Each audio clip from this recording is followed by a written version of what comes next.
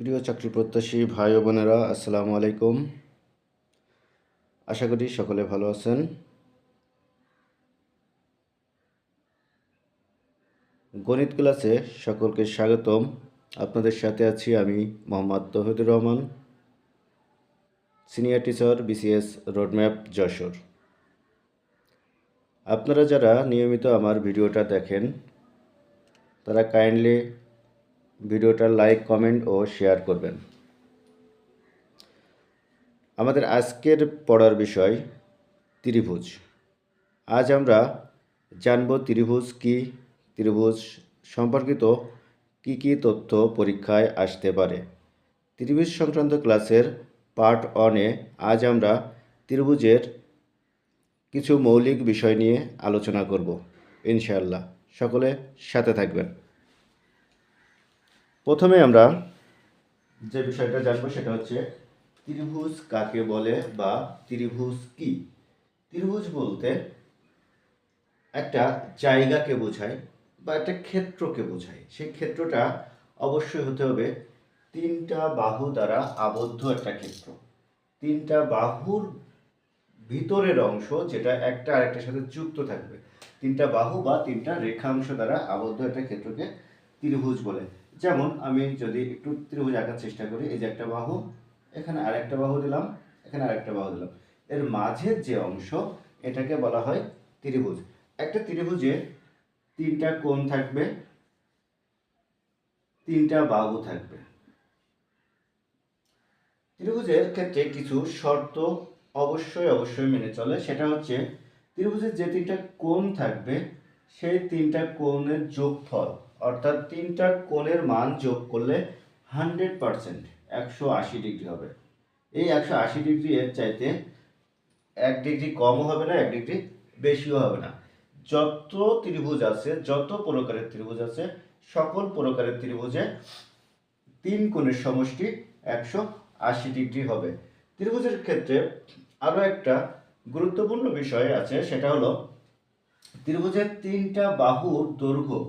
বাহুর দৈর্ঘ্য আপনার মিটারে দেওয়া থাকতে পারে, সেন্টিমিটারে দেওয়া থাকতে পারে, ফুটে দেওয়া থাকতে পারে, গজে দেওয়া থাকতে পারে, যে কোনো কিছুতে দেওয়া থাকতে পারে। তো সেই তিনটা বাহুর দৈর্ঘ্যের ভিতরে একটা ইম্পর্টেন্ট সম্পর্ক আছে। সেই সম্পর্কটা হলো যে ত্রিভুজের এই তিনটা বাহুর ভিতরে যে কোনো দুইটাকে যোগ করলে অপর বাহুর চাইতে বেশি হবেই, মাস্ট। অর্থাৎ কথাটা হচ্ছে এরকম যে যে কোনো দুইটা যোগ করব। আমি ধরলাম এটা এ, এটা বি, এটা সি। তো এখানে A B, B C R C এ, এই তিনটা বাহু আছে। এই তিনটা বাহুর ক্ষেত্রে যদি হিসাব করা হয় তো ত্রিভুজ হওয়ার শর্তে বলা হচ্ছে যে ত্রিভুজের এই বাহু আর এই বাহু যোগ করলে 100% এর চাইতে বেশি হবে। আবার একই কথা বলা হচ্ছে এই বাহু আর এই বাহু যোগ করলে এর চাইতে বেশি হবে, ঠিক একই হবে। অর্থাৎ আমি প্রথমে লিখতে পারি এ বি যোগ বিসি গ্রেটার দ্যান সি এ, এটা হবেই। অর্থাৎ এই বাহু আর এই বাহু যোগ করলে এটার চাইতে বেশি হবে। আবার লিখতে পারি এ বি যোগ সি এ গ্রেটার দ্যান বিসি, অর্থাৎ এই বাহু আর এই বাহু যোগ করলে এই বাহুর চাইতে বেশি হবে। আবার আমি লিখতে পারি বিসি যোগ C A greater than A B, অর্থাৎ এই বাহু আর এই বাহু যোগ করলে এই বাহুর চাইতেও বেশি হবে। এই শর্তটা ত্রিভুজের ক্ষেত্রে অবশ্যই মেনে চলবে এবং আপনারা এটা মনে রাখবেন। এখান থেকে বিভিন্ন সময় কোশ্চেন এসে থাকে। মোটামুটি এই শর্তগুলো মেনেই ত্রিভুজ গঠিত হয়ে থাকে। এখন ত্রিভুজের যদি ত্রিভুজের ক্ষেত্রে আমি কোনো একটা বাহুকে বর্ধিত করলাম, খেয়াল করবেন, এই যে একটা ত্রিভুজ আঁকলাম, আঁকার পরে দেখেন এখানে এটার নাম দিলাম এ বি সি। এই বিসি বাহুকে যদি আমি এভাবে বর্ধিত করি ডি পর্যন্ত, ডি পর্যন্ত বর্ধিত করলাম, তাহলে এখন একটু খেয়াল করবেন যে এখানে একটা কোণ উৎপন্ন হয়েছে। এই কোণের মানটা কত হবে? তো বলা হচ্ছে এই কোণের মানটা হবে অপর দুইটা যে কোণ আছে তার যোগফলের সমান। এখন এটা মুখস্থ রাখবেন নাকি বুঝে রাখবেন? আমার মনে হয় বুঝে রাখাটা ভালো। প্রমাণস্বরূপ একটু খেয়াল করে দেখেন, আমি যদি এই বি সি ডি অর্থাৎ এই বাহুর এই বিন্দুতে একটা কোণ কল্পনা করি, তাহলে এই কোণের মান আপনারা একটু খেয়াল করে দেখবেন যে এই কোণের মান 180 ডিগ্রি। এই কোণের মানটা হচ্ছে 180 ডিগ্রি। তাহলে আমি লিখে দিতে পারি কোণ B C D equal 180 degree. তো এই কোণ বি সি ডির ভিতর কি কি আছে দেখি তো। যদি এই বাহু দ্বারা ভাগ করে দেই, এসি বাহু দ্বারা যদি বি সি ডি বাহুকে ভাগ করে দেয়, তাহলে আমি লিখতে পারি কোণ এ সি বি যোগ কোণ A C D equal 180 degree. খেয়াল করবেন, অর্থাৎ এই পাশের এই অংশ আর এই পাশের এই অংশ যোগ করলে 180 ডিগ্রি হচ্ছে। এবার আমি যদি ত্রিভুজ এবিসি এর ক্ষেত্রে হিসাব করি, এবিসি এর হিসাব করি, তাহলে কি হচ্ছে কোণ এ বি সি যোগ কোণ বি এ সি, অর্থাৎ এই কোণ যোগ এই কোণ যোগ এই কোণ, অর্থাৎ কোণ A C B equal 180 degree. কারণ আমরা একটু আগেই জানলাম ত্রিভুজের তিন কোণের সমষ্টি 180 ডিগ্রি হয়ে থাকে। একটু খেয়াল করে দেখবেন, এখানেও 180 ডিগ্রি হয়েছে, এখানেও 180 ডিগ্রি হয়েছে। তার মানে আমি বলতে পারি এই পাশের এই অংশটা বাম পাশের অংশ আর এই পাশের বাম পাশের অংশ দুইটা পরস্পর সমান। সেক্ষেত্রে আমি লিখতে পারি কোণ এ বি সি যোগ কোণ বি এ সি যোগ কোণ এ সি বি ইকুয়াল কোণ এ সি বি যোগ কোণ এ সি ডি। তাহলে দুই পক্ষে দেখেন এ সি বি আছে, যেহেতু দুই পক্ষে এ সি বি আছে, এ সি বিকে আমি কেটে দিলাম, তাহলে থাকছে কোণ এ বি সি যোগ কোণ বি এ সি ইকুয়াল কোণ এ সি ডি। অর্থাৎ ত্রিভুজের যে কোনো এক বাহুকে বর্ধিত করলে যে কোণটা উৎপন্ন হয় সেই কোণের মান অপর দুই কোণের যোগফলের সমষ্টির সমান।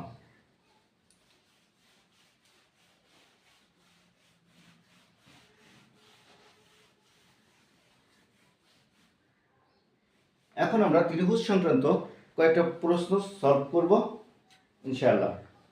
দেখেন, আমি কয়েকটা প্রশ্ন লিখে রাখছি আগে থেকেই, আমার খাতায় লেখা আছে, সেখান থেকে আমি প্রশ্ন বলবো, আপনারা একটু খেয়াল করবেন এবং প্রশ্নটা বোঝার চেষ্টা করবেন। আমি বুঝিয়ে দেবো আপনাদেরকে ইনশাআল্লাহ, সাথে থাকার চেষ্টা করবেন। কোন ত্রিভুজের তিনটি বাহুকে বর্ধিত করলে উৎপন্ন বহিস্থ কোণ তিনটির সমষ্টি কত? কোন ত্রিভুজের তিনটি বাহুকে বর্ধিত করলে উৎপন্ন বহিস্থ কোণের তিনটির সমষ্টি কত? উৎপন্ন যে বহিস্থ কোণ তিনটা কোণ উৎপন্ন হচ্ছে তার সমষ্টি কত? এখন এই সমষ্টি নির্ণয়ের জন্য আমি সহজ একটা কথা বলে রাখি, সেটা হচ্ছে ত্রিভুজ কেন, চতুর্ভুজ, পঞ্চভুজ, ষড়ভুজ, যত ভুজই হোক না কেন, এই সকল ভুজের বহিস্থ কোণের যোগফল সবসময়ই 360 ডিগ্রি হয়। মনে রাখবেন, যত ভুজ আছে তাদের বহিস্থ কোণের যোগফল সবসময় 360 ডিগ্রি। ষড়ভুজের বহিস্থ কোণের সমষ্টি কত? 360 ডিগ্রি। পঞ্চভুজের বহিস্থ কোণের সমষ্টি কত? 360 ডিগ্রি। ত্রিভুজের বহিস্থ কোণের সমষ্টি কত? 360 ডিগ্রি। তো আমি এটাকে একটু দেখিয়ে দিই যে এখানে এই বাহুটা বর্ধিত করলাম, এদিকে একটা কোণ হলো, আবার এই বাহুকে বর্ধিত করে এখানে একটা কোণ হলো বহিস্থ কোণ, আবার এই বাহুকে বর্ধিত করলাম, এটাকে বর্ধিত করলাম, এখানে একটা কোণ হলো। ওরা বলতে যাচ্ছে এই কোণ এবং এই কোণের মান কত। তো আপনারা মনে রাখবেন এই মানটা 360 ডিগ্রি হয়ে থাকবে যোগ করলে। আমি ধরে নিলাম এই কোণটা 60 ডিগ্রি, তাহলে এটা 180 120 ডিগ্রি ধরে নিচ্ছি, ও ভিন্ন কিছু হতে পারে। এটাও 60 ডিগ্রি, তাহলে এটাও 120 ডিগ্রি, এটাও 60 ডিগ্রি, তাহলে এটা 120 ডিগ্রি। সবসময় যে 60 ডিগ্রি হবে এরকম কোনো মানে কিন্তু নাই। এখানে যদি 40 ডিগ্রি হতো তাহলে আমার এখানে কিন্তু হতো 140 ডিগ্রি। সেক্ষেত্রে আমার এখানে 40 হলে এখানে 60, 100 হচ্ছে, আর এখানে কিন্তু তখন 80 ডিগ্রি হয়ে যেত, তখন আবার এটা হয়ে যেত 100 ডিগ্রি, আর এটা 60 ডিগ্রি। যোগ করে আপনি দেখতে পারেন সব ক্ষেত্রে 360 ডিগ্রি হবে। তো আমার প্রথম প্রশ্নটা আশা করি বুঝতে পেরেছেন। দ্বিতীয় প্রশ্ন ত্রিভুজ সম্পর্কিত, দ্বিতীয় যে প্রশ্ন, ত্রিভুজের তিন কোণের সমষ্টি কত? যে আমি কিন্তু এখানে লিখে রাখছি এ যাবৎকালে পরীক্ষায় আসা কোশ্চেন থেকে কিছু কমন কোশ্চেন যেগুলো বা ওই টাইপের কোশ্চেন পরীক্ষায় এসে থাকে। তো আশা করি আপনারা সেগুলো মনোযোগ সহকারে শুনবেন। ত্রিভুজের তিন কোণের সমষ্টি কত? তিন কোণের সমষ্টি তো একটু আগেই দেখাই দিলাম, 180 ডিগ্রি। এবার বলছে ত্রিভুজের তিন কোণের অনুপাত, ত্রিভুজের তিন কোণের অনুপাত 3, 4, 5 হলে ক্ষুদ্রতম কোণের মান কত? ক্ষুদ্রতম কোণের মান তো আমরা শিখবই, সেখানে আমরা তিনটা কোণের মান বের করতে হয় কীভাবে সেটাও শিখে নেবো একবারে। তো আমার তিন কোণের অনুপাত বলছে 3, 4, 5। ত্রিভুজের তিন কোণের অনুপাত 3, 4, 5 হলে ত্রিভুজের ক্ষুদ্রতম কোণের মান কত? আপনি এটাকে x লিখতে পারেন, 3x, 4x, 5x লিখে কোণগুলো হিসাব করতে পারেন, x এর মান বের করতে পারেন, এটা একটা আছে। আর একটা আছে অনুপাতে আমরা যেটা করে থাকি, ত্রিভুজের তিন কোণে যে অনুপাত থাকে অনুপাতগুলোর আগে যোগ করে নিই। তা অনুপাত যোগ করলে কত হচ্ছে? 12। অর্থাৎ অনুপাতগুলোর যোগফল প্রথমে নির্ণয় করে নিলাম। এখন আপনার এটা প্রথম কোণ ধরলাম, এটা দ্বিতীয় কোণ, এটা তৃতীয় কোণ। তাহলে প্রথম কোণ কত হবে? আমরা যারা অনুপাত সম্পর্কে জানি বা অনুপাতের ক্লাস করেছি তাদের জন্য একটু খেয়াল করবেন। মোট আমার তিন কোণের সমষ্টি 180 ডিগ্রি, আমরা কিন্তু এটা জানি আগে থেকে। তাহলে 180 এর প্রথম কোণ 3, তাহলে 3, আচ্ছা এটা ইংলিশে লিখি 180, আর যোগফল 12। খেয়াল করে দেখবেন আমি কি লিখছি। প্রথম কোণটা হচ্ছে 180, মোট যেটা ছিল সেটা 180 এর 3 মানে প্রথম কোণের যে অনুপাত ছিল সেটা, আর 12 হচ্ছে যোগফল। তো এটা হিসাব করে আমার যা আসবে সেটাই প্রথম কোণ, অর্থাৎ 3 এ 4 12, 4, 2, 5 45 ডিগ্রি। প্রথম কোণের মান 45 ডিগ্রি। এবার দ্বিতীয় কোণ একইভাবে, দ্বিতীয় কোণের মান 180 ডিগ্রি এর, তাহলে দ্বিতীয় কোণ সমষ্টি কিন্তু সবসময় 180 ডিগ্রি। তাহলে দ্বিতীয় কোণ ছিল 4, অনুপাত 4/12। এটা আবার যদি হিসাব করি তাহলে 3, 4, 12, 60, অর্থাৎ দ্বিতীয় কোণের মান 60 ডিগ্রি। তৃতীয় কোণের অনুপাতটা আছে 5। আপনারা এটা নির্ণয় করার চেষ্টা করবেন, ইনশাল্লাহ এটা পারবেন আশা করি। আপনাদের জন্য এটা রেখে দিলাম, তৃতীয় কোণের মানটা কত হবে এটা আপনাদের জন্য রেখে দিলাম। আপনারা যারা আমার ক্লাস দেখছেন লেখার চেষ্টা করবেন কমেন্ট বক্সে।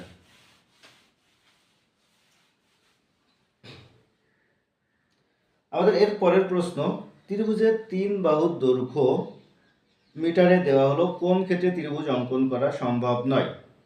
ত্রিভুজের 3 বাহুর দৈর্ঘ্য দেওয়া আছে, কোন ক্ষেত্রে ত্রিভুজ অঙ্কন করা সম্ভব নয়? এখন আমি 3 বাহুর দৈর্ঘ্য একটু বোর্ডে লিখবো, যে 4টা অপশন দেওয়া আছে সেই 4টা অপশন লেখার চেষ্টা করব।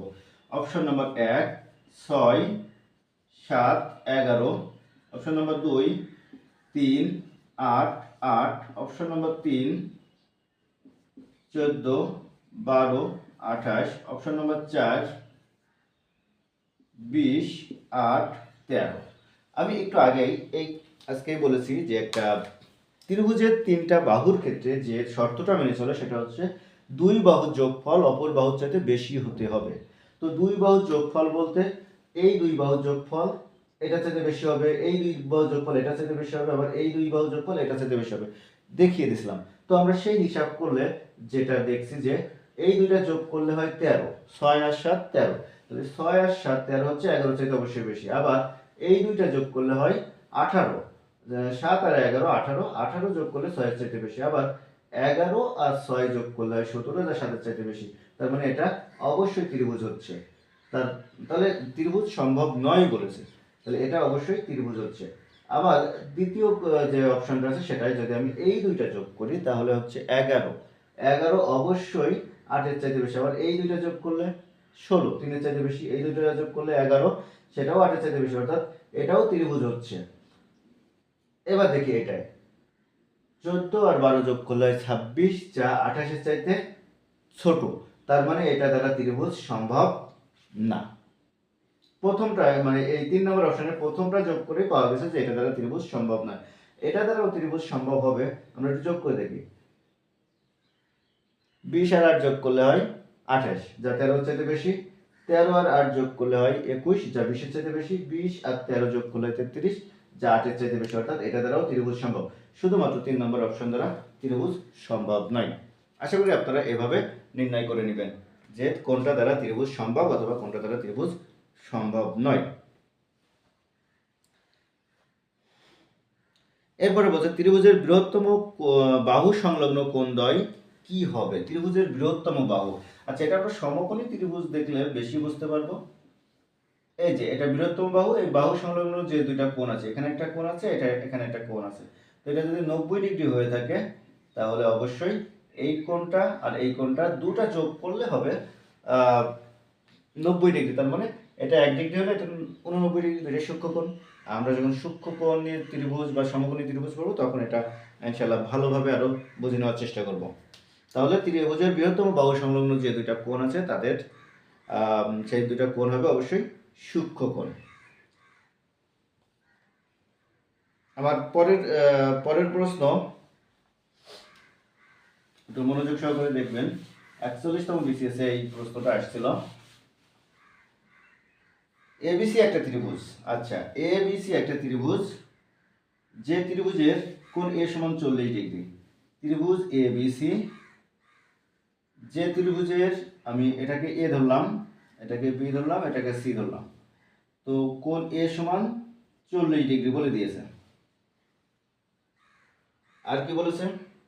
কোণ বি সমান 80 ডিগ্রি।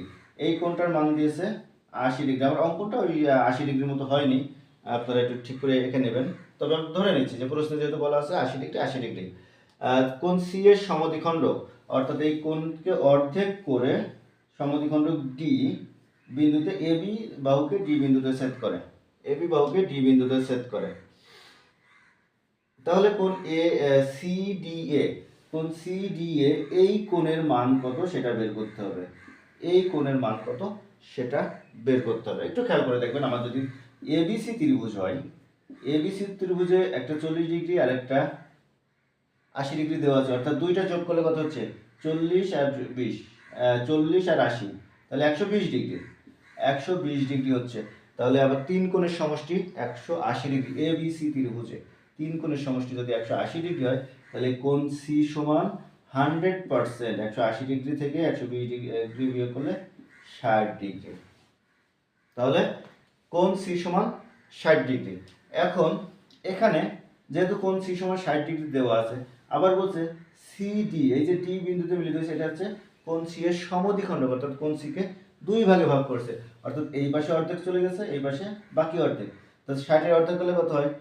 অর্থাৎ 60 ভাগ 2 সমান 30 ডিগ্রি। এই পাশে 30 ডিগ্রি, এই পাশেও 30 ডিগ্রি। এবার তাহলে দেখেন তো, এখন আবার একটা ত্রিভুজ হয়ে গেছে।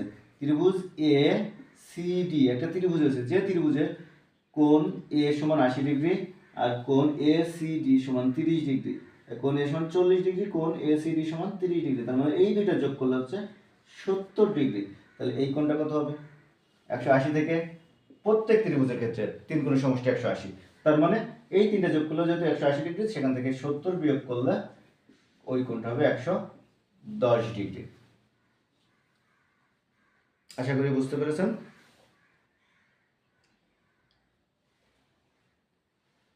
শেষ প্রশ্ন, ত্রিভুজ সংক্রান্ত বা ত্রিভুজের সাধারণ ধারণা থেকে শেষ প্রশ্ন। ত্রিভুজ এবিসি এর কোণ এবিসি সমান 45 ডিগ্রি। আচ্ছা, আমরা একটা ত্রিভুজ আঁকি। আমি প্রশ্নটা বলছি, কোণ এবিসি সমান 45 ডিগ্রি, কোণ বিএসি সমান 60 ডিগ্রি এবং বিসি বাহুকে ডি পর্যন্ত বর্ধিত করা হলো, এসিডি সমান কত? আচ্ছা, তো এখানে আমাদের যে মানটা দেওয়া আছে সেটা আমরা একটু লিখি, নামকরণ করি এ বি সি। তো এখানে কি বলছে? কোণ এবিসি, কোণ এবিসি সমান 45 ডিগ্রি। কোণ বিএসি, বিএসি সমান 60 ডিগ্রি। আর বিসি বাহুকে বর্ধিত করলো ডি পর্যন্ত, ডি পর্যন্ত বর্ধিত করলে যে মান পাওয়া যায়, ডি পর্যন্ত বর্ধিত করে এ সি ডি সমান কত, অর্থাৎ এই কোণের মানটা কত চেয়েছে। এখন আমরা একটু খেয়াল করি, আমাদের আগে একটু ফিরে যাই। আমরা যখন বিশেষ আলোচনা করছিলাম তখন বলছিলাম যে বহিস্থ কোণ, কোনো বাহুকে বর্ধিত করলে বহিস্থ যে কোণ হয় সেই কোণের মান অপর দুই কোণের যোগফলের সমান, অর্থাৎ এই দুইটা যোগ করলে 60 আর 45 105 ডিগ্রি। আবার এই কোণটা বের করেও আপনি করতে পারেন, আবার এখান থেকে দুইটা যোগ করেও করতে পারেন, আপনার ইচ্ছা, আপনি যে কোনো প্রক্রিয়ায় এটা করতে পারবেন আশা করি। ধন্যবাদ সকলকে এতক্ষণ আমাদের সাথে থাকার জন্য। ত্রিভুজ সংক্রান্ত মূল্যবান কিছু কথা বলার চেষ্টা করলাম। আপনারা যারা ক্লাস করেছেন তারা জানাবেন ক্লাসটা কেমন লাগলো, আর আমাদের ক্লাসটা যদি ভালো লেগে থাকে তাহলে অবশ্যই শেয়ার করে দিবেন। ধন্যবাদ সকলকে, আসসালামু আলাইকুম।